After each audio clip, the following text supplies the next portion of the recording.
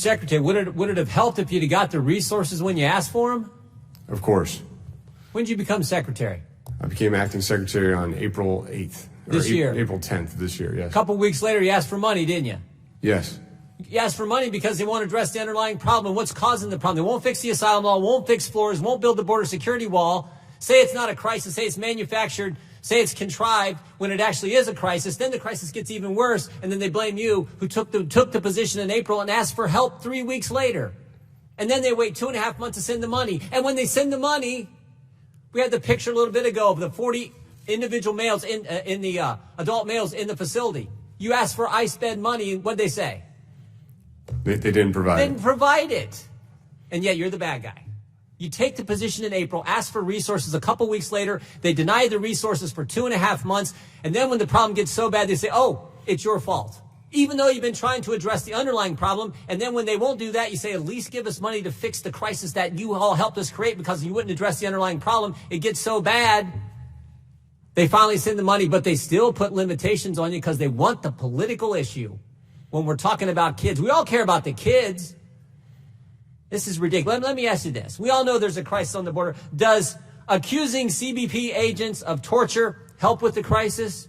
In no way. Does accusing CBP agents of working at concentration camps help with the crisis?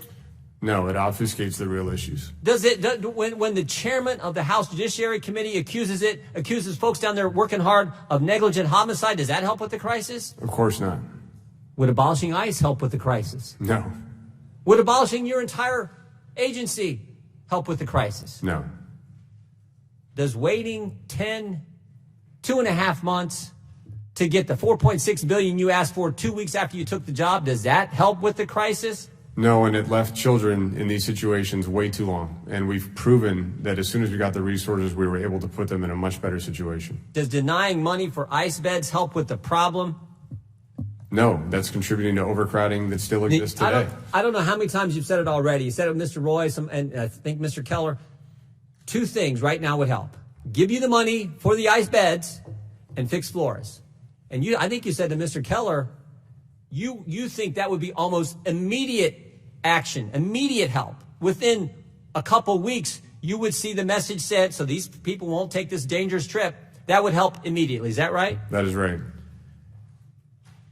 Yet the majority doesn't want to do it. Doesn't want to do it. Chairman just called it a deficit. He accused you and your agents and your agency of a deficit of empathy. You want to respond to that, Mr. Secretary? I can tell you that the men and women of DHS and me personally are Where's working. that picture? Hey, I'm going to interrupt you 1 second. Then I want you to take as long as you want. Put this picture up.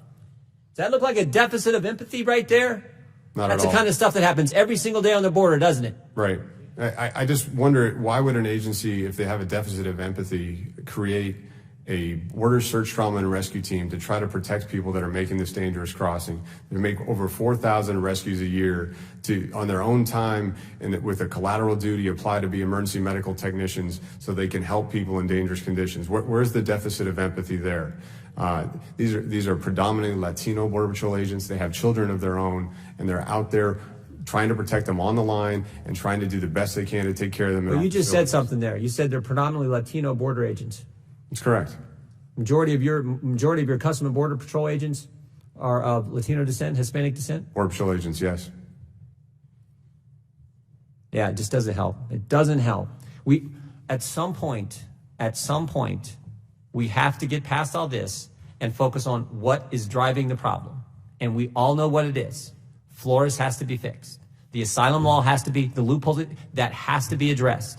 And frankly, while we're getting that done, why don't we give you a few more dollars so you can take these adult males, have enough beds for them so they're not in the kind of facility that the picture was put up earlier, right? That would be great. And oh, by the way,